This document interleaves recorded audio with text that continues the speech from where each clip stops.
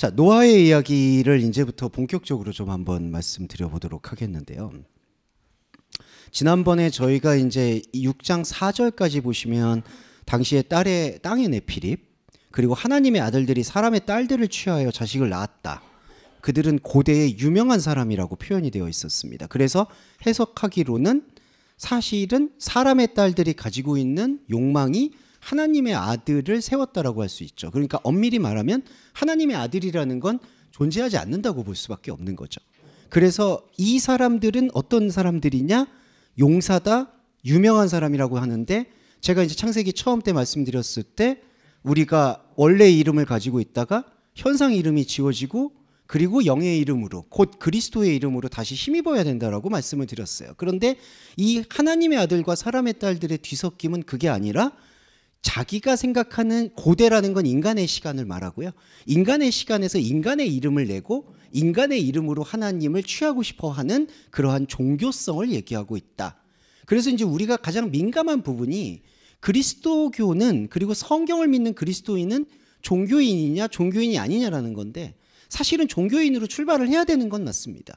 우리가 가지고 있는 종교심을 가지고 다른 여러 경전들을 볼 수도 있겠지만 예수 그리스도에 대해서 기록하고 있는 그 성경을 먼저 읽게 되는 거죠. 그래서 사실은 성경이라고 표현하는 것보다는 성서라고 표현하는 게 맞아요. 그러니까 먼저 처음에 우리가 읽을 때는 그냥 이거를 기록된 사람들의 문서로 읽을 수밖에 없거든요. 그런데 그 문서로 읽었던 성서가 우리 안에 그리스도가 돼서 들어올 때, 곧 말씀이 몸이 돼서 들어오는 것이 우리 안에서 경험이 될 때, 그게 이제 진리 안에서의 예배거든요. 그 예배가 경험이 될 때 우리는 우리에게 주어진 시간을 넘어서서 우리를 창조하신 하나님의 시간으로 편입이 되는 걸 경험하게 됩니다. 그러니까 무엇으로 경험하느냐? 감정으로 경험하는 게 아니라 말씀으로 경험한다는 거죠. 그러면서 우리는 말씀을 혼으로 들었지만 우리의 영이 깨어나는 거예요. 그게 바로 십자가와 부활의 원리라고 할 수가 있습니다. 그렇기 때문에 정리해서 말씀드리면 사실상 우리 안에 혼적인 자아를 6장 4절에서 말하는 네피립이라고 얘기할 수가 있다. 그런데 이 네피립의 종교성은 우리에게 필요했지만 그 네피립의 종교성을 언제까지 끌고 가는 것은 바로 진짜 재앙을 낳을 수밖에 없다.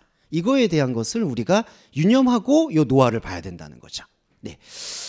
6장 5절에 시작하면 이게부터가 이제 우리가 해석을 조금 이게 깊이 들어가야 될 필요가 있는 것 같아요. 뭐 다른 사람들은 그 깊이 안 했냐. 제가 이런 어떤 차원이나 질의 차이를 말씀드리는 게 아니라 개념의 차이에 대해서 좀 설명드리고자 하는 겁니다. 또 어떤 분들은 오해하셔서 그럼 여기만 깊냐, 뭐 우리는 안 깊냐 이러시는데, 지금 그런 상대적 비교를 말씀드리는 건 아니니까요. 조금 더 깊은 차원이라고 생각해 주시면 감사할 것 같아요. 여호와가 사람의 죄악이 세상에 가득함과 그 마음의 생각의 모든 계획이 악할 뿐임을 보시고라고 해요. 그러면 이제 이거부터 우리가 해석을 해봐야 되는데, 여기서 여호와가 보고 있는 악이 뭔가 그거에 주목해야 되는데요. 제가 저번에도 말씀드렸지만 아라르라고 해서 저주가 나올 때 그 저주라는 단어 안에는 상대적으로 토부, 복이 함축이 돼 있습니다. 그러니까 하나님의 말씀하시는 말씀의 토부인 선은 다른 데 있는데 사람이 생각할 때 보암직하고 먹음직한 것의 선함이 또 따로 있다는 거죠. 마치 부자 청년이 영생을 구할 때 말하는 그 토부처럼, 그 생명처럼 어떤 선한 것을 행해야지 되겠느냐라고 묻는 것처럼, 그게 바로 저주 안에 담겨 있는 선이라고 볼 수 있어요. 그럼 여기도 마찬가지예요. 사실 6장 5절에 악이라는 것도 악이 품고 있는 선이 있다는 겁니다.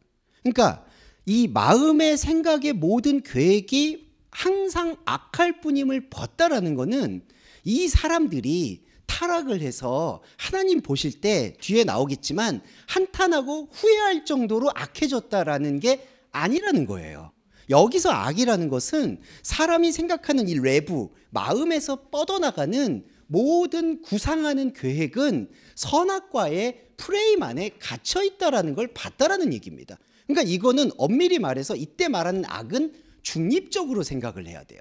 이제 우리가 이렇게 시간이 쌓이고 역사가 쌓이다 보니까 이게 윤리와 양심이 들어오다 보니까, 윤리와 양심은 나쁘고 부정적인 게 결코 아닌데 자꾸 윤리와 양심이 먼저 말씀을 보게 된다는 거예요. 그런 전제에서 6장 5절에서 항상 악하다라고 얘기하는 거는 어떤 죄의 결과로 판단하게 된다는 겁니다. 그러니까 우리가 딜레마가 있죠. 이런 거 있습니다. 항상 이렇게 얘기해요. 아담이 범죄를 했기 때문에 그 죄가 쌓여서 음란, 불안, 강포, 포악 이런 것들이 생산되는 거 아니냐. 그게 죄의 결과가 아니냐라고 얘기하는 경향이 있어요. 근데 엄밀하게 말씀드리면요, 우리 현상계에서, 우리 세상에서 일어나고 있는 일들은 성경에서 말하고 있는 악이라고 볼 수가 없습니다. 그냥 냉정하게 얘기하면 짐승 세계에서 나타나는 현상이라고 보시면 돼요. 그 짐승 세계에서 보다 영의 차원을 더 깊이 흡수하기 위해서 우리가 양심을 다스리고 컨트롤하는 그 차원으로 보셔야 되지, 그게 아담이 범죄를 했다, 선악과를 먹었다, 그래서 그 죄의 결과가 우리가 이렇게 강포하고 악한 사람들이 되었다라고 보는 것은 잘못된 견해라는 거예요. 이제 이게 구분이 좀 돼야 됩니다. 그래서 신구약 성경을 통합해서 하나님이 말씀하시는 죄는 우리와 다르다는 것을 지금 말하는 것이고, 이 6장 5절에서 우리의 마음 속에 있는 계획이 악하다는 얘기는 우리가 생각하는 마음의 계획이라는 것, 그 구상하고 있다라는 것은 모두 안타깝게도 선과 악으로 짓는 그 행동들을 말한다는 거예요. 그런데 엄밀히 말하면 우리 그리스도인은 이 악이라는 게, 6장 5절에 말한 악이라는 건 하나의 질그릇이거든요. 악한 것이 무엇인가, 결함이 무엇인가, 내가 더 잘해야 되는 게 무엇인가, 내가 극복해야 되는 게 무엇인가, 내가 만족해야 되는 게 무엇인가, 이런 걸 느끼고 살아가는 것은 혼적인 자아가 살아가는 삶의 어떤 도구입니다. 그러니까 이 악은 그냥 도구예요. 그리고 그 악은 어디서 나올까요? 우리 마음이라는 우리의 판단에서 나오는 거예요. 마음의 계획이라는 게 바로 그거예요. 우리는 어머니 뱃속에서부터 분리돼서부터 이 악을 갖고 태어난 거예요. 중립적으로 이해하시면 우리는 항상 선택을 하죠. 직업도 선택하죠. 대학 갈 때 학과도 선택하죠. 학교도 선택하죠. 연봉도 선택하죠. 그러니까 그리고 가족도 결혼할 때 선택하기도 하고, 뭐 선택을 안 하기도 하고, 이거 여러 가지로 사람은 다 선하다 악하다의 선택에서 사는 거예요. 그리고 사람은 다 우리가 모든 삶을 더 낫게 살기 위해서 내 결함을 지우는 걸로 노력하면서 사는 겁니다. 이게 나쁘고 좋고가 아니에요. 그런데 하나님이 보실 때, 말씀에 보실 때 우리는 이 도구를 갖고 있어요. 선과 악의. 그런데 그 선과 악의 상태 속에서는 하나님의 진리체계, 창세전에 숨겨 있었던 말씀의 진리가 완전하게 이 안으로 들어오지 않는다라는 걸 지금 말씀으로 표현을 해주시는 거예요. 그러니까 6장 5절을요, 그냥 딱 때려놓고 보면 사람의 죄악이 가득하다, 그리고 모든 계획이 악하다는 건 내가 죄인이다 라는 명제인데, 그 죄인이란 명제의 개념을 완전히 털어버릴 필요가 있다는 거죠. 우리가 하나님 앞에서 불순종해서 이런 죄가 쌓였다라는 그 생각이 바로 잘못된 제사 행위가 되는 겁니다. 이게 귀신의 잔이에요, 여러분. 지난주에도 말씀드렸지만 이 귀신의 잔을 만족시키려고 예수의 피를 부르는 순간 그 십자가 복음은 다른 복음이 되는 겁니다. 내 죄가 이렇게 쌓였으니까, 1만 달란트 죄가 쌓였으니까 이 죄를 사해 주시기 위해서 예수가 피를 흘리셨다라고 얘기하는 이 교환이 바로 장사하는 자의 집을 만들었다는 거죠.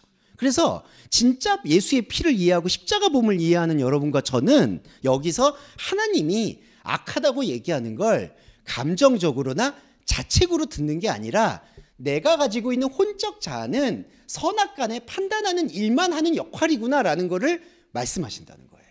그럼 6장 6절이 들어오는 게, 땅 위에 사람 지으셨음을 한탄하사 마음에 근심하시고 합니다. 이 나함 아삽을 레브인데, 먼저 말씀드리고 싶은 게 이 한탄하다라는 게 나함이라는 히브리어인데요, 이게 노아라는 단어하고 유사 언어예요. 예, 일을 그치게 하다, 쉬게 하다, 휴식하다라는 것과 같은 어원을 형성하고 있어요. 한탄이라는 게 후회라는 것도 있는데요, 돌아본다는 얘기도 있고요, 새롭게 한다는 얘기도 있습니다. 그러니까 이 돌아본다라는 걸로 이거는 이해를 하셔야 돼요. 그러니까 자, 여호와는 우리 말씀체이기 때문에 우리 안에 있어요. 구약에 말하는 여호와는 신약의 그리스도라고 생각하시면 됩니다. 그리스도가 우리 안에서 지금 처음에 말씀을 뭘로 주셨냐? 너의 마음의 체계는 하나님을 알만한 것이 없는 선악의 체계야라는 것을 말씀해 주셨어요. 그 다음에 여호와는 또 뭐를 말씀하시느냐? 그렇게 내가 너에게 이 현상의 껍데기를 보여주는 이유는 내가 너를 다시 보고 있다라는 것을 확인시켜 준다는 거예요. 그게 땅 위에 사람 지으셨음을 한탄했다라는 뜻이에요. 그러니까 한탄이라는 번역은 바람직하지 않습니다. 이건 왜냐하면 하나님이 뭔가 감정이 섞인 걸 표현하는 용법이거든요. 그거는 대표적인 의역이 되는 거예요. 왜냐하면 여러분 5절에서 하나님이 의인법처럼 사람이 다 악하다고 도덕 윤리적으로 악하다고 보니까 땅 위에 사람 지었음을 한탄하고 후회하는 용법을 쓴다는 거죠. 근데 여러분 악에게 시험을 받지도 않고 악과 상관하지 않는 분이 자기가 지은 사람이 불순종을 했다고 후회를 하고 이미 이것 자체가 이상하지 않으세요? 이상해요 이거는. 예, 왜냐하면 우리가 생각하는 하나님에 대한 복과 저주를 투사를 해서 한탄하다 후회하다 그리고 한 명만 살려주겠다.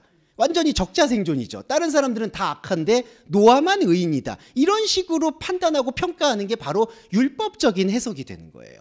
어떤 사람은 의인이라서 복을 받고 어떤 사람은 저주를 받고 그럼 어떤 사람은 예수의 피를 믿는 사람이다라고 우리는 그렇게 믿어왔죠. 근데 여러분 그 예수의 피가 하나님의 말씀체가 아닌 우리의 선악과를 만족시켜주는 그 십자가 그 피였으면 어떻게 되는 거죠?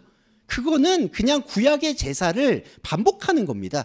죄송한 말인데 지금 수많은 교회가 안타깝게도 그 제사를 매주마다 반복한다고 보셔야 돼요. 그리고 매 절기 지키고 헌금하고 인생을 거의 그 종교성에다가 헌납시키게 만들어버리는 게 아주 가증스러운 행동인 거죠. 왜 제가 가증스럽다고 얘기하냐면 자기가 가증스러운 걸 알면서 하면 또 모르겠어요. 자기가 가증스러운 걸 모르고 나는 그걸 진심이라고 얘기하는 게 문제 중에 문제라는 거죠. 왜냐하면은 제가 누차 말씀드렸지만 사람은 진심에 약하다고 저 목사님 정말 진실되게 말씀을 전하셔. 근데 그걸 믿으시면 안 돼요. 저도 이렇게 호소한다고 해서 저렇게 호소하니까 말씀이 진리가 이거 절대로 아니에요. 예, 이게 독해마저가 돼야 된다는 거죠. 말씀의 기준. 6절이 바로 그겁니다. 한탄했다가 돌아본다는 얘기예요. 다시 본다는 얘기입니다. 그러니까 우리 영혼은요, 혼적인 자아로 시작해서 혼적인 자아의 껍데기를 확인하고 혼적인 자아의 껍데기를 확인케 해주신 말씀을 돌아보는 게 돌아보는 거예요. 그러니까 하나님께서 여호와께서 사람 지으셨음을 돌아보시고 야차부를 내는 거예요. 근심. 근심이 뭐냐 하면요. 왜 근심이 되냐면 하나님이 근심했다는 얘기가 아니라 하나님이 여호와의 그리스도 말씀이 되셔서 우리를 다시 돌아보게 하잖아요. 우리가 근심이 된다는 겁니다. 그러니까 이게 어법이 달라요. 이건 의인법이 하나님이 땅 위에 사람 졌음을 한탄하시고 마음에 막 근심 이게 아니라요. 우리 안으로 말씀이 들어오는 거예요. 여호와가. 그러면 하나님의 소용돌이가 일어나는 거죠. 다시 보니까. 그런데 우리는 지금 죄송한 말인데 5절에서도 악할 뿐이다라고 했을 때 그냥 우리가 행실이 지금 악했구나. 죄의 결과였구나 라고 생각을 하셨잖아요. 그런데 하나님이 다시 돌아보잖아요. 그럼 이거를 다시 보게 되잖아요. 다시 보게 되면은 혼적인 자아가 그냥 이론으로만 다시 보는 게 아니에요. 저와 여러분이 이 말씀을 듣고 또 말씀으로 다시 우리가 가지고 있는 혼적인 여러 매트릭스라고 할 수 있는 삶의 부분들을 돌아봐야 된다는 거죠. 그러니까 근심이 생긴다는 거예요. 하나님이 근심한다는 얘기는 아닙니다. 안타깝게도 하나님은 근심하거나 이런 거의 영역에 우리에게 흉내는 내주셔도요. 이런 말씀 드려서 정말 송구해요. 하나님은 흉내를 내주셔도 공감을 못해요. 그러니까 우리가 공감을 못하는 걸 오히려 복음으로 받아들여야 돼요. 그분이 공감하게 되는 거는 우리의 혼적 세계의 만족으로 그게 귀결이 될 수밖에 없습니다. 그런데 바울이 얘기했듯이 우리의 혼적 세계는 감정으로 들어왔다 감정으로 나가는 거예요. 물론 힘들고 어렵고 그런 감정들이 잔재가 있을 수는 있겠지만 말씀이 그걸로만 상관하게 되면 안 된다는 겁니다. 자, 그래서 마음의 근심이라는 건 우리의 영역에서의 계획의 뒤틀림을 말하고 있다는 걸 다시 한번 설명드리고 싶고요. 다시 또 설명드릴 부분이 야차볼 내부. 자, 5절에서 마음이 악하다고 했죠. 자, 우리 마음이에요. 우리 마음은 생각이에요. 우리 마음과 생각은 항상 선악으로 다 판단돼 있어요, 여러분. 사람을 보는 거, 사람을 사랑하는 거, 내 감정이 불안하다, 행복하다, 평안하다, 양선을 느끼다, 이거 느끼는 거, 이게 다 사람의 계획입니다, 여러분. 근데 여기 보세요. 6절에 다시 돌아보니까 우리의 마음이 레부가 근심하기 시작될 거예요. 이게 뭐냐? 균열을 일으키는 거예요. 이게 지진이에요. 처처에 기근과 지진이 있으리니. 기근은 왜 나올까요? 먹을 게 없으니까. 말씀을 듣는 사람이 이제는 현상에서 먹을 게 없는 거예요. 현상에서 의미를 돌려서 하나님께 제사를 올릴 게 없는 거예요. 그게 기근입니다. 아, 이 땅에서 먹을 양식, 하나님께 드릴 양식이 없구나라는 걸 발견하는 게 기근이고요. 지진은 우리가 심리학적으로 가장 불안을 느끼는 게 땅이 흔들리는 거라고 하더라고요. 그래서 이제 일본 사람들의 무의식에 그만큼 광기가 차 있다는 안타까움은 땅이 언제 흔들릴지 모르니까 늘 상시 불안함을 끌어안는다는 거죠.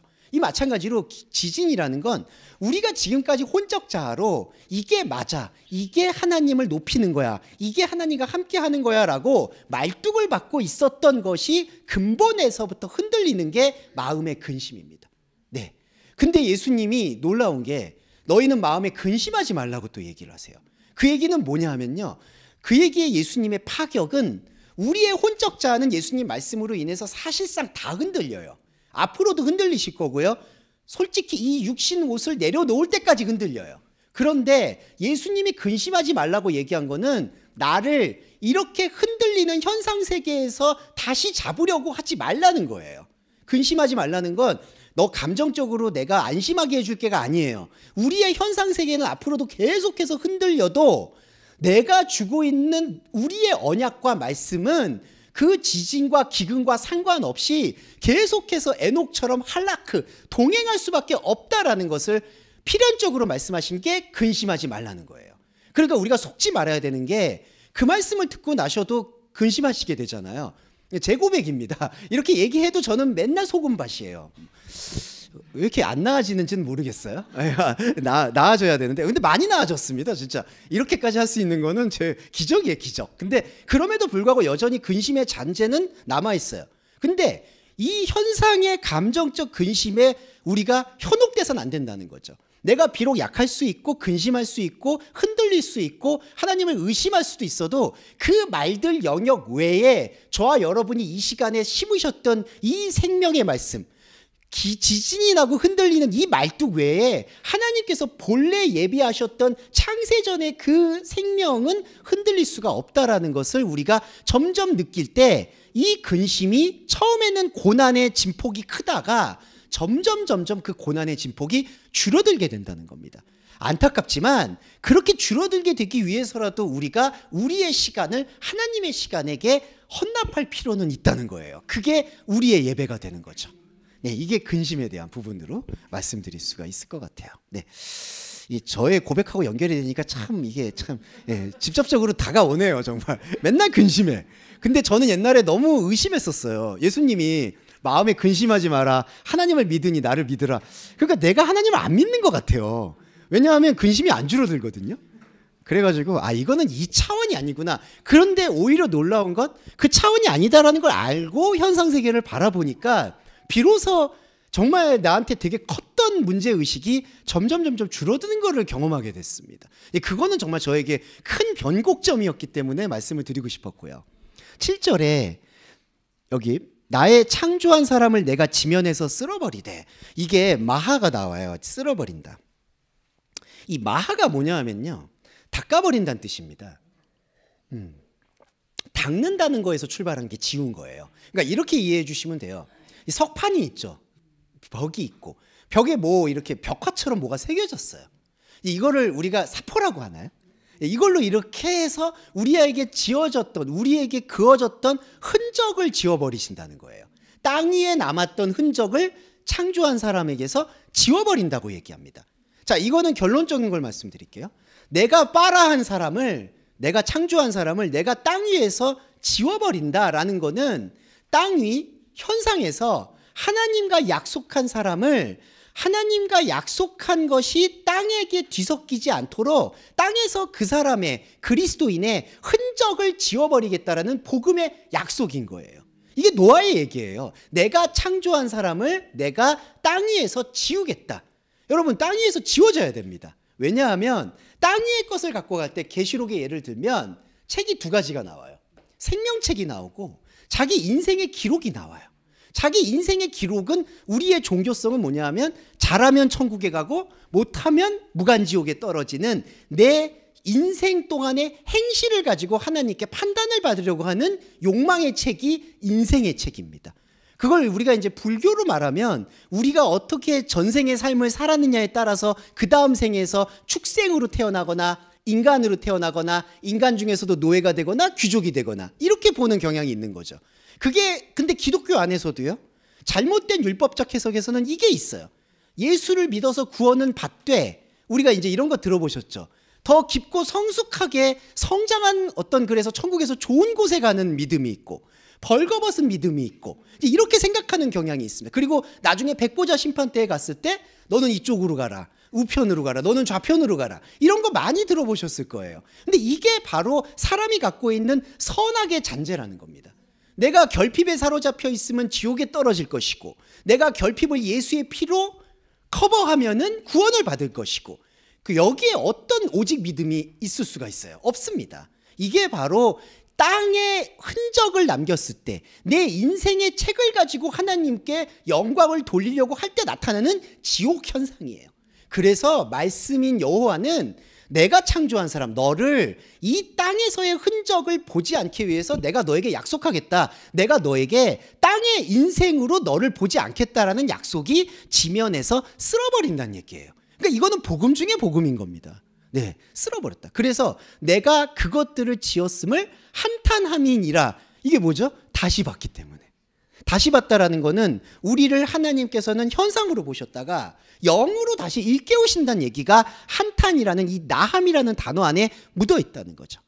그래서 8절을 볼까요? 제가 여기다 그리고라고 적은 게 이게 의역 중에 하나인 거예요. 그러나 노아는 여호와께 은혜를 입었더라. 히브리어에서의 접속사는 그리고와 그러나가 그냥 자의적으로 해석하는 겁니다. 그러니까 but과 and를 구분하지 않고 사용을 해요. 그러니까 번역자는 모든 사람들은 저주받아서 악하니까 쓸어버리고 노아는 은혜를 입었다라고 이렇게 준다는 거죠. 근데 그게 아니라요. 이게 보시면 문법이나 흐름상 그리고 영법이에요. 그러니까 내가 창조한 사람을 지면에서 쓸어버리고 육축과 기능과 공중에서, 이거 조금 이따 말씀드리겠지만 혼적자의 우리의 하나님과 다른 표지를 뜻해요. 제가 말씀드렸을 때 유기옷을 벗고 가서도 우리는 하나님과 하나이지만 다른 상태로 계속 간다고 말씀을 드렸죠. 이거예요. 육축, 기능과 공중에서는 하나님과 다른 겁니다. 근데 이 하나님과 다른 게 신앙 고백이 된다는 거죠. 왜냐하면은 하나님께서 우리에게 말씀으로 한탄 다시 보게 하셨으니까. 자, 그래서 나온 게 8절이에요.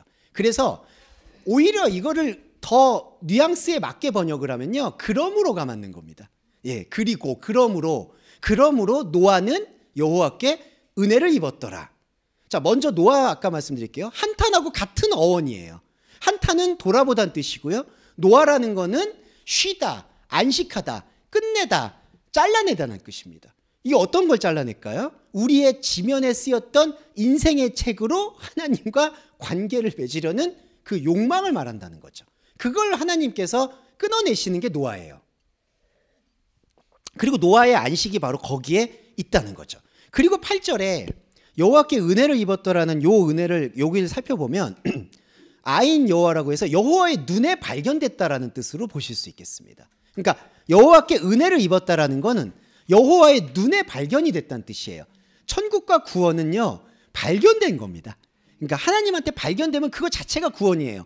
그거서부터 그 이상도 이하도 없어요. 우리는 내용을 생각하니까 사람은 그게 다 선악이거든요, 솔직히. 그러니까 천국 가면 뭐가 어떻게 되는 거야, 죽은 이후에 어떻게 되는 거야, 이게 죄송한 말인데 다 인간의 시간에 얽매여 있는 사람의 선악과적 판단이에요. 그러다 보니까 여러분 구원파 같은 것도 태동이 되는 거예요. 당신 구원에 확신이 있냐 없냐, 믿음이 있냐 없냐. 자, 이런 모든 게 사실은 선악과의 잔재물이에요. 내가 믿어진다, 내가 부활을 믿는다, 이런 모든 행동들은 내 감정이나 내 의식이나 내 뇌가 편하자고 믿으려는 선악과적인 마음의 계획이라는 거죠. 그 마음의 계획은 악한 거예요. 그 악하다는 게 도덕 윤리적이 악한 게 아니라 사람의 주어진 질그릇이라는 거죠. 그런데 우리 안에 있는 노아, 그러니까 우리 안에는 선악과적인 나도 있지만 노아도 있다는 거죠. 이게 영적 자아예요. 그 영적 자아는 하나님이 돌아보시는 이 말씀에 필연적으로 귀를 기울이고 있다는 거죠. 그러니까 신비로운 것은 저와 여러분도 사실은 이 종교적인 용어를 써서 죄송한데 이 종교적인 카르텔이 얼마나 심해요.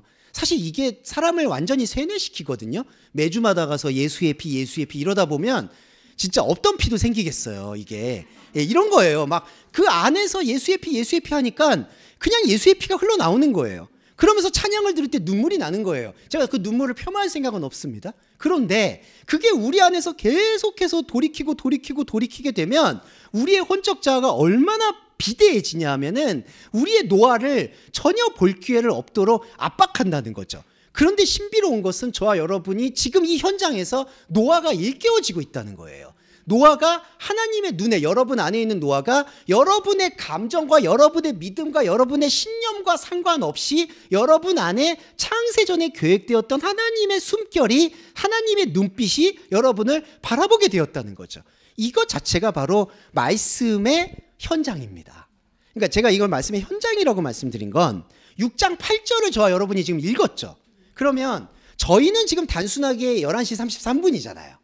그런데 말씀드렸지만 여호와의 눈에 발견이 됐다라고 저와 여러분이 이 혼이 이거를 확인한 이 순간 우리의 혼이 확인을 해도 영과 혼이 하나이셨던 말씀의 육신이신 그리스도가 우리를 이 혼의 껍데기는 지면에서 지워버리고 영의 부활체를 하나님에게 양도한다는 거죠. 그러니까 우리의 시간은 흘러가지만, 우리의 크로노스는 흘러가지만 하나님의 카이로스는 우리를 영원히 삼아주신다는 거예요. 그래서 예배라는 게 우리의 시간의 할당이 아니라 우리의 시간은 지워버리고 하나님 시간으로 도입되는 현장이 된다는 겁니다. 이게 몸이에요, 여러분. 이거를 조금만 더 과감하게 믿어주셔야 돼요. 저와 여러분이 이거 듣는 거라고 생각하시잖아요. 이게 이제 중요한 게 샤마가 듣는 건데요. 우리는 듣는다라고 생각하면 그냥 들었어. 좋은 말씀 들었어. 아니면 뭐 좋은 깨달음 얻었어. 우리의 혼은 그렇게 생각한다는 거죠. 근데 더 깊이 들어가면 우리가 듣잖아요. 이 듣는 게 몸이에요, 여러분. 그러니까 이게 되게 신비로운 게, 이전에도 제가 이거 좀 헷갈리는 게, 이걸 들었으니까 이 말씀을 내는 게 생명일 거야 라고 생각을 하는데, 하나님 시간은 우리 시간하고 다르기 때문에 들어서 내고 이게 아니라 샤마, 듣는 것 자체가 하나님과 함께하는 몸이 된다는 거예요. 이게 육의 몸이 있은 즉 영의 몸이 있다는 거예요. 그러니까 우리식으로 해석을 하면은 우리는 수천 수만 개의 몸이 있는 거죠. 그렇죠. 크로노스니까. 매번 말씀을 깨우치니까. 그런데 하나님의 시간에서 보면은 우리는 이렇게 직선으로 흘러갔잖아요. 근데 하나님은 과거, 현재, 미래를 창조하셨잖아요. 그러니까 매 순간이 그분의 완전한 몸인 거예요. 그러니까 우리는 그분의 완전한 몸인 것이죠. 이게 바로 노아의 이제 생명 은혜고 노아의 족보가 된다고 할 수가 있겠습니다. 족보 얘기를 조금 더 들어가 볼게요. 6장 9절에 이것이 노아의 족보다, 똘레도트 얘기예요. 이 족보 얘기도 좀 설명드리고 싶은데, 족보는 본래 시간의 굴레예요. 그래서 이제 마태복음, 누가복음 보시면은 다 족보를 써놓죠. 뭐 아담에서부터 시작해서 14대 그 14대 맞지도 않는 거 알고 계시죠? 그게 예수가 되고 나중에 그리스도가 들어오는데, 근데 사실은 그거는 조금은 좀 너무 그 짜맞추기식 해석이고요. 그 족보를 적는 이유가 마태하고 누가복음에서 교란을 일으키기 위함입니다. 그러니까 교란이라고 보셔야 돼요. 왜냐하면 마태복음은 위에서부터 아래로 내려와요. 누가복음은 아래에서부터 위로 올라가요. 근데 그 족보가 조상이 다 안 맞아요. 그리고 본래 족보를 적으려면은 우리아의 아내인지 뭐 이런 거 적으면 안 돼요. 어떤 의미일까요? 그거는 흠이고 오점이기 때문에 우리도 여러분 역사책에다가 그런 거 적을까요?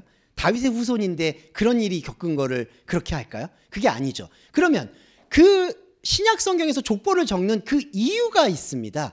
이 족보가 아니라 다른 족보가 있다는 걸 설명하는 거예요. 그 뜻입니다. 그러니까 우리는 예수님께서 양식 얘기할 때 너희가 알지 못하는 양식이 있다고 말씀을 하세요. 근데 오병이어를 볼 때 우리는 현상의 기적, 우리라고 얘기해서 자꾸 죄송해요. 제자들이나 현상의 신앙을 하는 사람은 현상에서 나타난 걸 가지고 하나님을 판단하려고 해요. 그리고 12광주리에 그걸 모으려고 하죠. 그게 현상에서 나타나는 거예요. 자, 여기서 접점이 있는 게 우리의 혼적 자아가 말씀을 들으니까 현상에서도 하나님의 개입이 분명히 있어요, 여러분. 앞으로도 있으실 거예요. 그게 돌봄일 수도 있고 때로는 우리를 찢는 아픔일 수도 있어요. 그게 근데 하나님의 개입은 있겠죠. 그런데 하나님이 보내신 예수 그리스도가 어떻게 말씀하시냐면은 이 현상에서 5,000명을 먹인 게 양식이 아니다. 이거는 지워지는 거다. 내가 너희들이 알지 못하고 있는, 우리의 생각과 혼이 알지 못하고 있는 양식을 알고 있다고 얘기하는 거예요. 그게 영적 족보예요. 그러니까 노아의 톨레도트라는 거는 저와 여러분에게는 노아의 톨레도트가 아니라 아담의 톨레도트가 하나 있는 거고요. 그거는 혼의 시간을 살아가고 있는, 누구의 아들이고 누구의 뭐 아버지고 누구의 그거는 인간의 톨레도트예요. 그런데 인간의 톨레도트와는 상관없는 노아의 톨레도트가 있다는 것을 확인시켜 준다는 거예요. 그리고 왜 그러면은 톨레도트가 우리한테 있어야 되느냐? 이제 이게 다 말씀 확인 하나하나인데요. 하나님은 톨레도트가 필요가 없죠. 족보가. 그런데 우리 하나님과 다르잖아요. 그러니까 이게 다름의 도구라는 거예요. 아, 우리는 하나님은 창조 시간을 갖고 계시지만 우리는 그 창조 시간을 느끼면서도 동시에 우리의 한계와 약점의 시간도 함께 가는 거구나. 지금 혼을 갖고 있을 땐 그게 한계인데요. 육의 옷을 벗고 나면 그거는 한계와 약점은 아니에요. 하나님과 다른 표지예요. 그래서 노아의 족보라고 얘기하는 거예요. 그러니까 저와 여러분도 노아의 족보가 지금 눈을 뜨신 거고요. 노아는 의인이요 당대의 완전한 자라. 이 당대의 완전한 거에 대한 설명을 올리고 싶은데, 당대는 인간의 시간을 뜻합니다. 크로노스예요. 이게 이제 인간의 어떤 도트, 인간이 가지고 있는 역사를 말해요. 근데 노아가 그 역사에서 완전하다라고 얘기하는 거를 묵상해 보시면, 완전하다는 게 흠이 없다는 뜻인데요. 이 흠이 없다는 뜻의 본질에 뭐가 있을까요? 자, 선악의 계획에서의 흠이 없는 건 흠을 다 지워서 깨끗하게 만든 걸 말해요. 그런데 이 선악의 관계가 아닌 노아의 말씀의 관계에서의 흠이 없다는 건 뭘까요? 처음부터 흠이라는 것을 생각하지 않은 상태를 흠없다고 얘기하는 거예요. 그래서 우리가 이제 예수 그리스도 어린 양을 얘기할 때 흠없는 어린 양이라는 얘기를 하잖아요. 이게 개념이 달라요.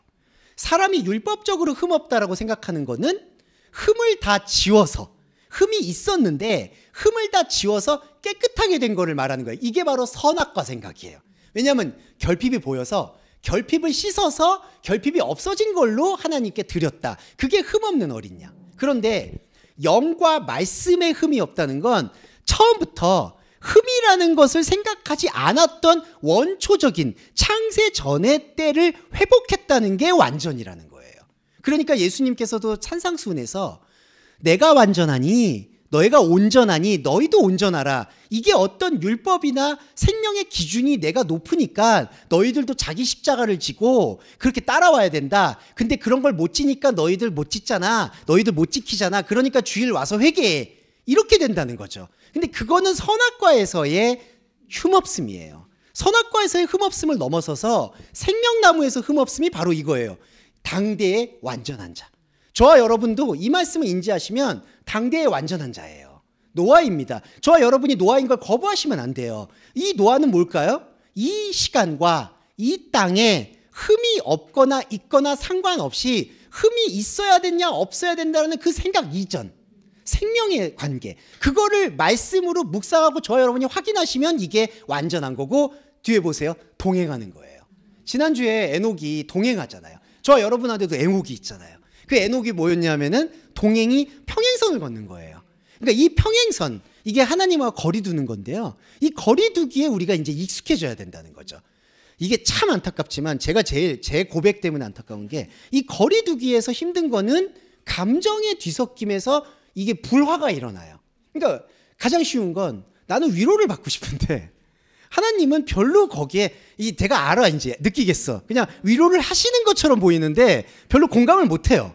아, 그래, 힘들어 이런 거예요. 그리고 빨리 우리 말씀 보자 이런 뜻이에요. 그러니까 내가 나는 이렇게 뭔가 하나님과 이렇게 하나가 되고 와 이런 거군요 막 이러면서 감격을 느끼고 싶은데, 그런 감정의 소용돌이에서 1차적으로 분리가 돼 있는 게 하나님의 실체라는 거죠. 근데 놀라운 건 그 동행이 반복이 되다 보면 우리가 믿었던 감정들을 사실은 다시 돌아보게 됩니다.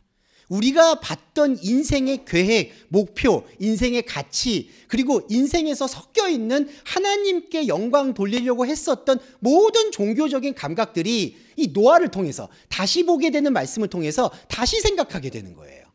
자, 근데 이게 자식을 낳네요. 자식을 왜 낳을까요, 여기서? 네, 이게 참 안타까운 부분인데 안타깝다고 얘기해서 죄송해요. 예, 근데 이게 중요한 거라서 이 노아 안에 있는 양태예요, 여러분. 그러니까 노아는 자식을 낳았다는 게 요것만 설명드리고 갈게요.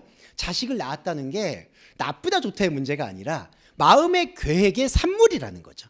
셈, 함, 야벳은 마음의 계획의 산물이고 이건 악입니다. 네, 그러니까 자녀가 악하다는 얘기를 하자는 게 아니라, 그리고 이 악이라는 개념은 이제 이해하셨죠? 노아 안에 있는 마음의 계획이에요. 셈, 함, 야벳. 그런데 셈은 이름을 뜻하고요. 함은 뜨거워지는 걸 뜻하고요. 야벳은 확장하는 걸 뜻해요. 그런데 이제 여러분 잘 보시면 아시겠지만 노아가 방주에서 나올 때 농사를 지어요. 농사를 왜 짓냐고. 예, 도대체 이제 농사를 짓는 이유가 있겠죠. 다음에 말씀을 드리겠는데. 그래서 술에 취해요. 농사를 지은 게 술에 취한 거예요. 그러니까 짓는 것 자체가 술 취한 거예요. 예, 바울이 말한 술 취하지 말라는 걸 어긴 거예요. 농사 지을 이유가 없어요. 왜 노아가 농사를 지을까요? 자기 안에 있는 혼적자에게 충실하는 거예요. 내가 하나님께 은혜를 입었다고 생각하니까 이거라도 해야지. 그걸 안 해야 되거든요. 그러니까 11조라도 해야지, 기도라도 해야지. 이거 안 해야 되거든요. 근데 노아가 해버려. 술 취한 거예요. 술 취하니까 벌거벗어요. 벌거벗으니까 어떻게 됐죠? 셈하고 야벳은 감춰요. 함은 어떻게 했죠? 드러내요. 이 뜨거웠다는 게 수증기예요, 여러분. 드러내는 거예요. 근데 드러내니까 어떻게 되죠? 노아의 혼적자가 저주하죠. 이게 딱 보시면 아시겠죠. 근데 거기가 함이 뭐죠? 가나안의 아버지가 돼요. 이상하죠. 그러니까 이게 뭐냐면 어떤 주석들은 셈과 야벳은 아버지를 존중하는 마음에서 아버지의 치부를 가렸다고 얘기하는데 그걸 왜 가립니까? 그 노아 안에 있는 술 취한 것을 드러내야죠. 이게 함과 셈과 야벳의 혼적인 양태라는 거예요. 양태. 그러니까 제가 드리고 싶은 말씀은 함이 더 옳았다, 셈이 더 나빴다 이런 얘기를 드리는 게 아니라 노아의 혼적인 세계 안에, 마음의 계획 안에 이런 것들이 지금 소용돌이 치고 있다는 거죠.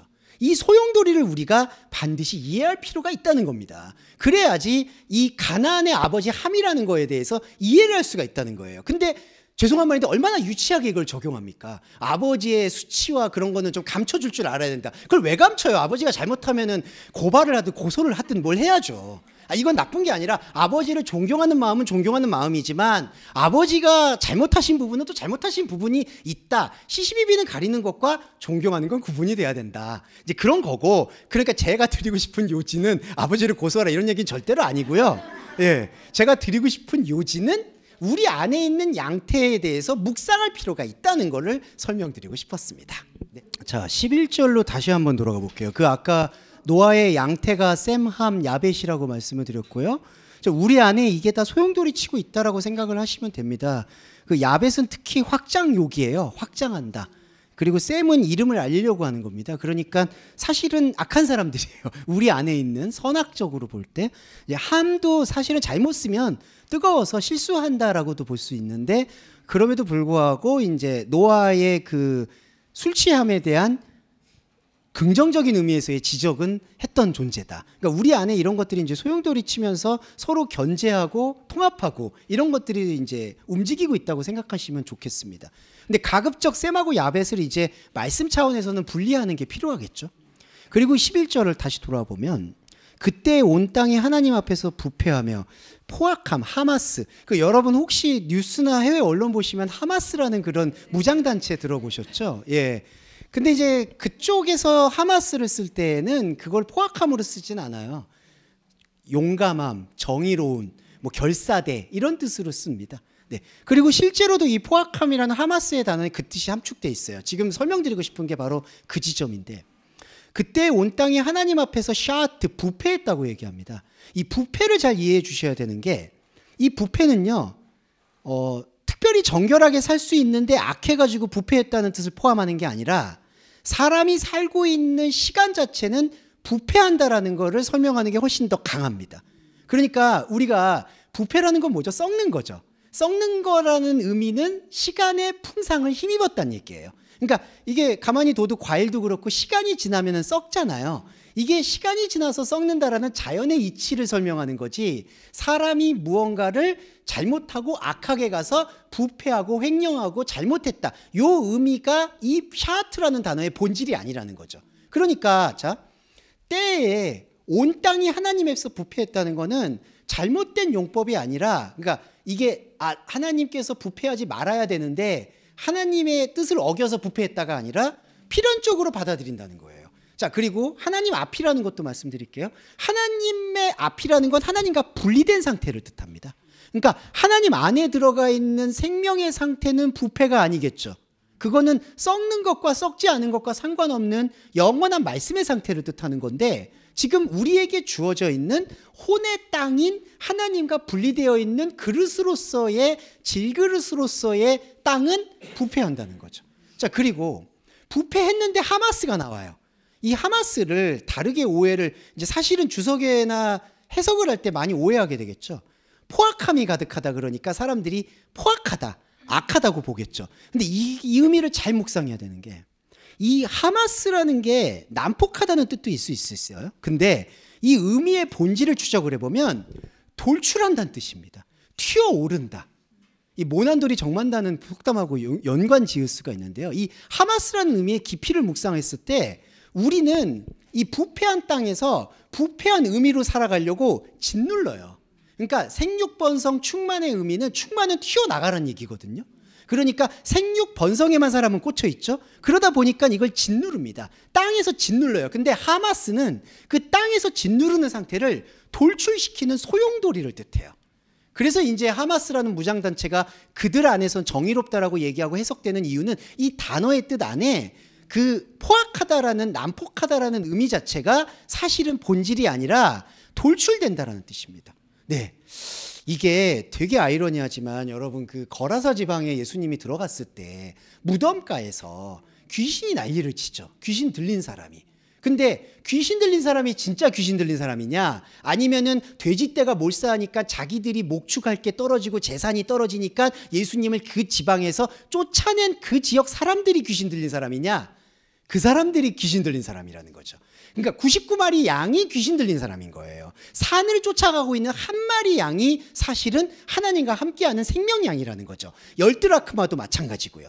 이 마찬가지입니다. 이 하마스라는 건요, 이게 참, 이게 해석이, 이게 되게 이걸 좀 이상하게 하더라고요. 사실 그게 이상하게 제가 해석하는 거 이상하게 생각하실 수도 있겠죠. 근데 그게 아니라요, 이 하마스는 이게 누르려고 하요. 이 땅에 살아, 땅의 의미를 돌려, 땅과 함께하라고 하는 이 압박하는 거에서부터 튀어오르는 게 포악이에요. 근데 이게 왜 포악이 되냐면 두 가지인데요. 하나는 사람들이 그렇게 규정을 하는 거예요. 자, 우리도 볼게요. 예수 그리스도가 왜 십자가에 못 박히실까요? 하마스니까 못 박히는 거예요. 그러니까 사람들이 누르고 사람들의 기대와 욕망, 5천 명을 먹었던 그 기적 그대로 예루살렘 성에 입성해서 유대인의 메시아가 되면 제자들에게 뭐 장관직이라도 주어지겠죠. 근데 그들이 그거를 기대하냐 안 하냐를 떠나서 그 사람들은 그걸 기대 안 하더라도 그 사람들이 생각하는 메시아는 그 나물의 그 밥인 거예요. 그러니까 나는 영광을 안 바란다고 얘기해도 그 사람은 그게 한계인 거예요. 근데 하마스 했죠, 예수님은. 왜 그랬을까요? 이게 복음이 아니다. 너희들이 생각하는 메시아, 너희들이 생각하는 하나님과 분리되어 있는 땅은 썩을 수밖에 없다는 거죠. 육의 몸이 있은즉 영의 몸이 있을 때 이건 육의 몸의 얘기라는 거예요. 그래서 예수님이 사실은 돌출한 거예요. 튀어오르신 거예요. 그게 바로 들리는 거고요, 십자가가 되는 겁니다. 인자가 들려야 하느니, 그리고 십자가에 못 박는 것. 그래서 보세요, 12절에 하나님이 보신즉 땅이 부패하였으니 이는 땅의 모든 혈육 있는 행위가 부패합니다. 이건 너무나 당연한 얘기죠. 그러니까 부패라는 게 나쁜 게 아니죠, 여러분. 계속 인간의 시간으로 시작했다가 시간으로 돌아간다는 얘기예요. 이건 육체의 생리를 말하는 겁니다. 네, 단지 우리가 참 이렇게 얘기하면 우리의 삶이 좀 서글프지만 단지 우리는 이 삶을 잠잠케 다스리는 거예요, 여러분. 그냥 부패하는 땅으로 돌아가는데 다른 의미에서 하마스가 커지면 안 되니까. 다른 의미에서의 하마스는 뭐냐 하면요, 혼에서 영으로 반응하는 하마스가 아니라 혼의 세계에서 어떻게든 더 자기 위치를 살아보려고 발버둥칠 때 나타나는 하마스도 또 있다는 거죠. 그러니까 혼에서 자기가 더 잘 살고 싶어서, 자기가 더 정상인이 되고 싶어서, 자기가 더 욕먹기 싫어서, 그래서 더 억누르려고 하다가 오히려 사람들에게 민폐가 되는, 이제 우리의 종교인들이 전부 이렇습니다. 거의 저도 포함해서. 그러니까 억누르려고 하다가 오히려 다른 사람들을 정죄하고 자기도 정죄받는 사태가 육의 하마스라는 거예요. 그래서 이 하마스는 지금 우리가 말씀의 측면에서 봤을 때는 땅의 모든 혈육이 있는 것의 부패함을 있는 그대로 받아들이면 우리는 이제 영으로 돌출이 되니까 영의 돌출에 대해서만 민감해지면 이 육으로 돌아가게 되는, 그냥 썩는 것이 시작해서 썩는 것으로 돌아가는 것에 대해서 큰 의미를 부여하지 않게 된다는 거죠. 큰 의미를 부여하지 않게 되면은 오히려 하나님의 생각과 하나님의 말씀에 대해서 더 깊은 확신을 갖고 현상 그대로 살아가게 된다라는 것을 우리는 이제 경험하실 수 있게 될 거라고 생각해요. 지금도 경험하고 계시고. 자, 이 부분이고요. 그리고 13절에 노아에게 말씀하세요. 자, 조금만 더 들어갈게요.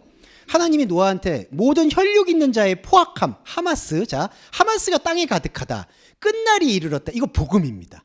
자, 왜 그럴까요? 자, 끝날이 내 앞에, 끝날이 뭐죠? 우리가 추구하고 있는 썩어질 날의 끝이에요. 그러니까 이게 하나님의 시각에서 볼 때에는 종말이에요. 그러니까 우리는 근데 이 종말이 부정적이고 고통받는 종말로 생각하죠. 근데 여러분, 우리 안에서 만약에 말씀으로 인해서 홍수를 발견하지 않으면 우리는 평생 그 홍수 안에 있다는 걸 모르게 되는 겁니다. 방주를 못 구하는 거예요. 그러니까 지금 노아에게 모든 혈육 있는 자의 포악함, 혈육은 우리의 혼과 육을 말해요. 포악함은 뭐죠? 그 혼과 육에서 이 상태가 하나님 말씀의 전체가 아니다라는 돌출이 일어나는 거예요. 하마스가. 그러면 이 땅에 가득하고 땅에 뚫고 나오는 포악함이 여러분 우리에게 끝날을 보여준다는 거예요. 자, 그러면 그 다음 거는 더 복음이 돼요. 내가 그들을 땅과 함께 지워버릴 것이다. 네, 우리에게 돌출되어 있는 영적 자아는 하나님에게 완전히 흡수되고요, 우리의 인생책에서는 하나님께서 싹 지워버리신다는 거예요. 이게 얼마나 복입니까? 제가 저번에도 말씀드렸지만 저의 모델로 자꾸 말씀해서 죄송한데, 저는 정말 제 인생책으로 하나님한테 나아갈 때 뭐 말을 할 수가 없을 것 같아요. 이 부끄러움. 그러면 나는 만일에 설령 천국에 가서도 아마 얼굴을 못 들고 갈 것 같아, 솔직히. 계속 하나님이 내 인생책 들춰보면서 너 이때 이렇게 잘못했지. 저는 잘못한 게 너무 많은 거예요. 그러면 그때 사람의 심리가 아무리 하나님께서 근데 다 용서해 줄게, 그 용서될까? 용서 안 돼요. 그러니까 이게 왜 복음이냐면, 우리가 가지고 있는 이 인생의 책에 대해서는 하나님께서 아까도 제가 그 흔적을 완전히 사포질을 한다고 말씀드렸듯이 완전히 지우겠다는 거예요. 이만큼 복음이 없는 거예요. 그리고 우리는 우리 안에 있는 하나님과 동행하고 있는 것만 나온다는 거죠. 그러니까 땅과 함께 멸한다는 것을 우리가 복음으로 적극적으로 끌어당겨야 된다는 말씀을 드리고 싶고요. 14절에 너는 고페르 나무로, 고페르라는 건 중요한 게 아닙니다. 뭐 잣나무라고도 번역되기도 하는데, 이거는 그냥 이것만 좀 말씀드리고 싶어요. 그냥 그때 당시에 그냥 흔하게 보이는 거, 내가 이 돌들로도 하나님 자녀 만들겠다는 예수님 말씀처럼 그냥 우리 때면은 그냥 이렇게 보이는 거예요. 그냥 구르는 거, 아무 의미 없는 거. 그러니까 이걸 또 원어 보시는 분들은 잣나무, 고페르나무는 뭐 그리스도다, 그거 아무 의미 없고요. 잘못하면요 또 그 문자 의미에 갇히게 돼요. 자, 이런 것들은 제가 구별해서 설명드릴게요. 그냥 있는 나무예요. 나무 아니어도 상관없어요. 근데 중요한 건 너를 위하여 방주를 만든다는 겁니다. 테바. 방주는 우리의 영적 좌소예요. 이게 에덴입니다. 죄송해요. 에덴의 안에 있는 동산이에요. 방주. 그러니까 방주는 동산의 다른 말이에요. 근데 여기서부터가 이제 힘들다 말씀드려서 송구한데, 안팎을 칠하라고 얘기해요. 카파르 마트후츠. 안팎을 칠하라는 거를 좀 묵상을 해볼게요. 안과 밖은요, 현상과 내면을 말합니다. 근데 자, 현상과 내면에서 이 현상과 내면을 좀 오해하지 말아 주셔야 되는 게, 내면이 영적인 걸 얘기하는 게 아니에요. 자, 우리는 현상계를 살잖아요. 현상계가 두 가지 차원이 있는 거예요. 그냥 눈에 보이고 물질적이고 본능적인 거, 그 오욕칠정이라고 얘기하죠. 그게 밖이에요. 밖. 그러니까 이게 에서의 상태라고 보시면 돼요. 그럼 안은 뭘까요? 야곱의 상태예요. 야곱의 상태는 사람은 죽으면 어디로 가는 것일까? 철학하는 사유방식, 인문학적인 사고방식, 그리고 사람이 이런 감정을 느끼고 양심을 느끼는 거, 이게 안의 세계예요. 그러니까 밖의 세계는 배고프면 팥죽을 먹어야 되는 에서의 세계라면, 안의 세계는 내가 하나님께 어떻게 하면은 장자의 위치를 회복할 수 있을까라고 고민하는 어떤 영적인 종교적 세계, 철학 세계라는 거죠. 그런데 이 문제의 깊이는 여기에 나오는데, 왜 문제냐면요, 방주를 만드는데요, 안팎을 칠해요. 칠한다는 이 카파르라는 히브리어가 덮어온다는 얘기입니다. 덮는다. 그러니까 안팎의 기준도 없어지고 안과 밖이 다 사라진다라는 거예요. 이게 왜 어렵느냐. 이제 여기서부터 어려운 건 방주를 발견할 길이 밖에서도 안에서도 없다는 얘기예요. 그러니까 제가 이제 여기서 중요하게 말씀드리고 싶은 게 우리의 종교 행위는 안에 있는 혼적인 자아를 자극하는 행위입니다. 자, 일단 기도의 예를 들어볼게요. 기도를 한다는 건요, 이런 어떤 밖의 세계의 번잡함을 잠시 내려놓고, 금식이 왜 그럴까요? 먹고 마시고 거기에 정욕이 있다고 생각하니까 끊는 거잖아요. 그래서 금식 기도를 하잖아요. 그래서 우리가 안에 집중하려고 하잖아요. 24시간 왜 기도할까요? 육의 세계가 먹고 자고 피곤하고 그러니까 여기에 악이 스며들까 봐 24시간 기도하려고 하는 거예요. 그게 기도예요. 그런데 그 기도가 호소하는 전제가 어디냐면은 영적인 내면 세계가 아니라 밖의 상대인 안이라는 거예요. 그래서 우리가 기도할 때 뭔가 감각을 찾고 감정을 올리고 그러다 보면 우리가 흔히 말하듯이 영적으로 센시티브한 분이 환상이 보인다든지 방언이 나온다든지 그러면서 이제 그분이 종교 지도자가 된다든지 아니면 내 자신에게 그런 직관들이 들어온다든지 하는 신비로움을 느낀다는 거죠. 자, 문제라고 말씀해서 송구한데 문제는 그것들은 다 소중해요. 저도 뭐 이제 죄송합니다. 글을 쓰고 있기 때문에 그런 영감을 쫓아다니고 그런 글을 쓰려고 노력을 해요. 그러면서 그런 글이 나오면 희열을 느껴요. 자, 그게 안의 세계예요. 그 필요해요. 저와 여러분에게도 추구하고 밖의 세계만 있을 수 없으니까. 그리고 밖의 세계도 중요해요. 먹고 살려고 사는 거잖아요. 예, 저도 잠을 좀 잘 자고 싶고 뭐 그런데 그러니까 잠 잘 자고 먹고 행복하고 자 이것도 밖의 세계고 필요해요. 그런데 복음이 방주가 이 안팎이 감춰져 있는 안팎이 다 칠해져 있는 역청으로 칠해져 있는 이 상태에서 나타난다는 거예요. 그러면 뭘로 나타나는 거냐? 결과는 하나입니다. 말씀으로 나타나는 거예요. 그러니까 이 말씀이 우리에게 새롭게 재편해줘야 되는 거는 이 말씀은 우리가 각오를 해야 되는 건 내 안팎의 만족을 위해 존재하지 않는다라는 걸 일단 못 받고 가야 된다는 거예요. 이게 십자가의 시작입니다. 이게 없으면 예배가 없어요. 이게 저가 제 자신에게도 다짐하는 말인데 이 안팎에 칠하다는 게 안과 밖을 더 선명하게 보여준다는 뜻이 아니라요. 카파르 바트 후츠는 내 밖에서도 먹고 마시는 세계에서도 내 안에서도 기도하는 세계에서도 하나님은 없다는 사실을 길어 올리는 거예요. 그런데 놀라운 건 그 없다는 고백이 우리로 하여금 완전히 새로 왔던 하나님과 동행하는 노아의 영적 자아를 부활시킨다는 겁니다. 부활이라는 건요, 여러분, 아나스타시스는 죽었다가 살아난다는 얘기예요. 죽었다가 살아난다는 게 뭐죠? 죽은 건 뭐죠? 우리의 신앙 고백이에요. 하나님 없습니다. 절대로 없습니다. 안과 밖에 아무리 찾아봐도 없어요. 아무리 11조를 해도 없고 아무리 기도를 해도 없고 정말 죄송하고 절망적이지만 아무리 통곡의 벽에서 기도해도 하나님은 그걸 들어주는 게 아니에요.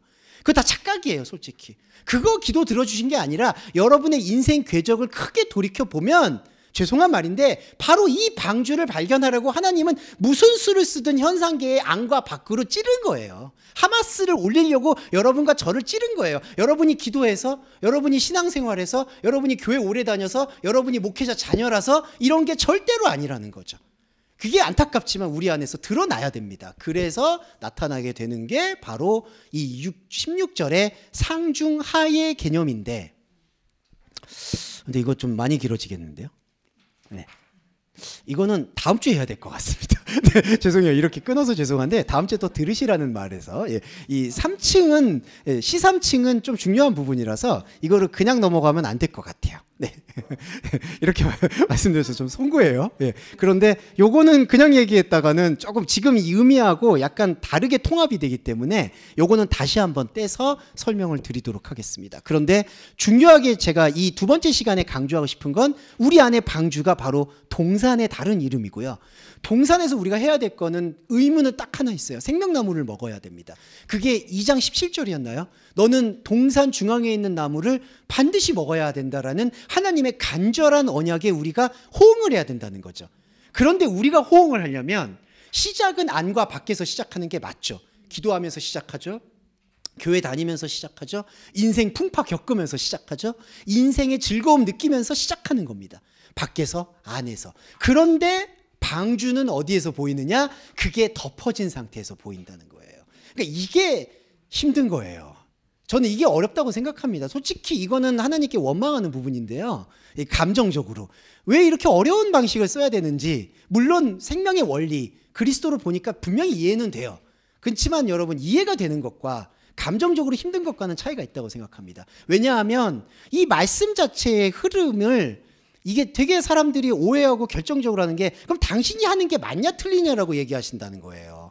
근데 이게요, 여러분, 복음이라는 게, 몸이라는, 여러분 잡히는 몸이라는 게 이게 맞다 틀리다의 문제가 아니잖아요. 이게 맞습니다, 이거는 틀린 몸입니다, 이거 잘못된 몸이, 이거 아니죠. 저와 여러분이 하나님 눈앞에 발견되는 게, 그게 발견이 됐는데 하나님이 너 이거 잘못된 몸이야, 나 잘못된 몸, 이렇게 얘기 안 하잖아요. 이거는 우리는 최선을 다해서 혼의 머리를 쪼개도록 도키마조를 해야 되지만, 이게 자의적 해석의 영역이 아니라 말씀이 몸이 돼서 들어올 수밖에 없는 영역임을 저는 신약 성경의 모든 부분을 동원해서 설명을 드리고 있다라는 것이죠. 그러니까 이거에 대해서 이게 자의적 해석이냐 역사적 해석이냐 이런 거에 너무 우리가 휩쓸리기보다, 우리 안에 있는 방주는 안타깝지만 내 안과 밖 어디에도 보이지 않는다라는 그 완벽한 벽에서부터 시작해야 된다는 거죠.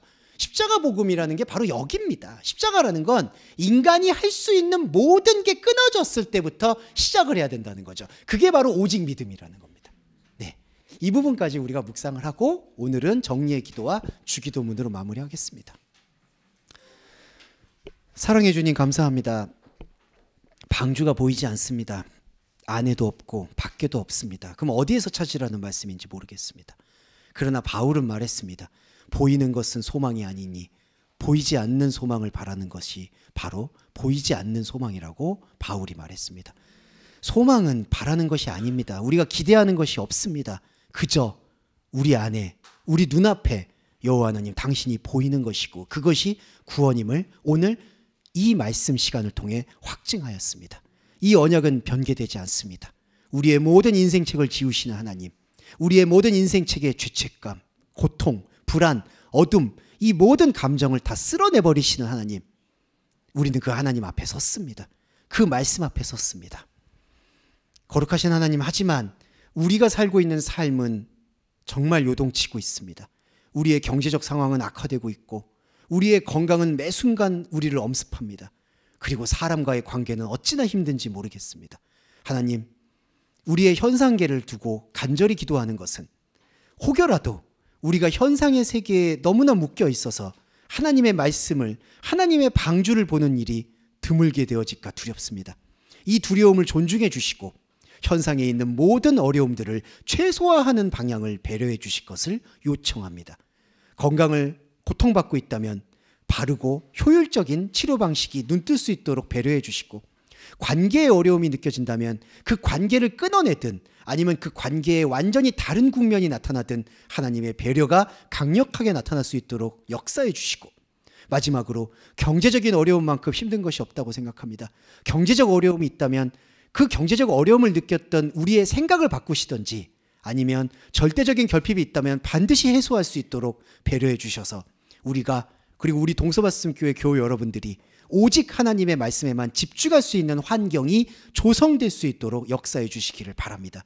하나님, 그러한 환경 조성도 없이 당신의 언약을 어떻게 지키라고 우리에게 말씀할 수 없을 거라고 저는 생각합니다.